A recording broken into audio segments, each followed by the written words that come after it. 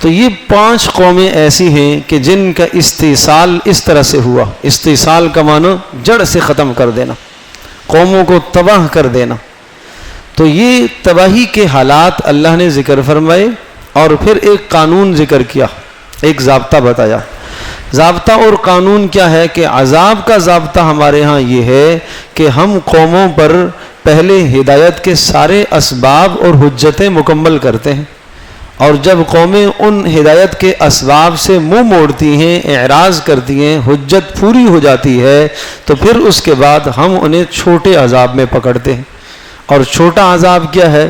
رزق کی تنگی میں مبتلا کرتے ہیں، بیماری میں مبتلا کرتے ہیں، دنیاوی پریشانیوں میں مبتلا کرتے ہیں. اگر وہ سمجھ جاتے ہیں، رجوع کر لیتے ہیں تو ٹھیک، اگر نہیں رجوع کرتے تو پھر دوبارہ ہم ان کو فراوانی میں مبتلا کرتے ہیں. پہلے تنگی میں مبتلا کیا، نہیں سمجھے، اب مال کی فراوانی دی، کثرت ہو گئی، ہر شے کی کثرت ہو گئی.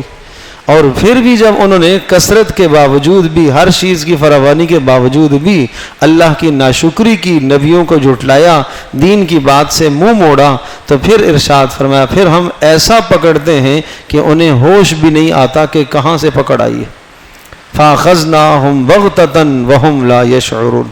تو یہ قانون بتایا. فرمایا ثُمَّ بَدَّلْنَا مَكَانَ السَّيِّئَةِ الْحَسَنَةَ حَتَّى عَفَوْا. پہلے جب ہم نے تکلیفوں میں مبتلا کیا، نہیں سمجھے، پھر ہم نے حالات بدلے، اچھائیوں میں مبتلا کیا، تو کیا کہنے لگے؟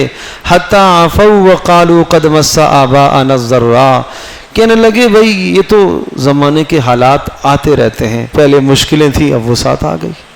ہمارے آباء و اجداد نے بڑی تنگیوں میں زمانہ گزارا، ہمارے دادا جی نے بڑی مشقت میں زمانہ گزارا، ابا جی نے بڑی تکلیف دیکھی، آج ہم پر بڑا فضل ہے. اللہ کے بندو، یہ نہیں سمجھتے ہو کہ یہ اللہ کا فضل، یہ مال کی فراوانی، یہ کوئی اللہ کی خوشی کی نشانی نہیں ہے، یہ اللہ کی رضامندی کی دلیل نہیں ہے.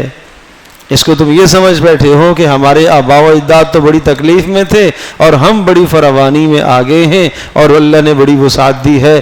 اصل چیز یہ ہے اللہ کی رضامندی. اگر میں اور آپ مال کی فراوانی کے ساتھ اللہ سے جڑے ہوئے ہیں تو یہ اللہ تبارک و تعالیٰ کی رضامندی کی نشانی ہے.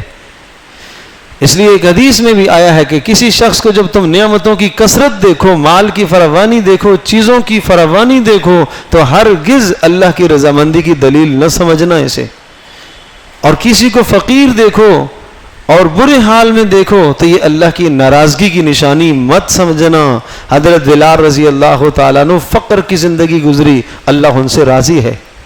موسیٰ علیہ السلام فقر کی زندگی گزری، اللہ پاک ان سے راضی ہے. سلیمان علیہ السلام، داؤد علیہ السلام بادشاہت کی زندگی گزری، پھر بھی اللہ ان سے راضی. تو یہ چیزیں، یہ تو دنیا میں آزمائشیں ہیں، یہ تو امتحانات ہیں. اس کے بعد فرمایا وَلَوْ أَنَّ أَهْلَ الْقُرَىٰ آمَنُوا وَاتَّقَوْا لَفَتَحْنَا عَلَيْهِمْ بَرَكَاتٍ مِّنَ السَّمَاءِ. کہ اگر تقوی اختیار کرتے ہیں، گناہوں سے بچتے ہیں، تو پھر ہم اپنی خوشی اور رضامندی کے ساتھ آسمان سے رزق کی فراوانی کریں گے اور ہم دروازے کھولیں گے.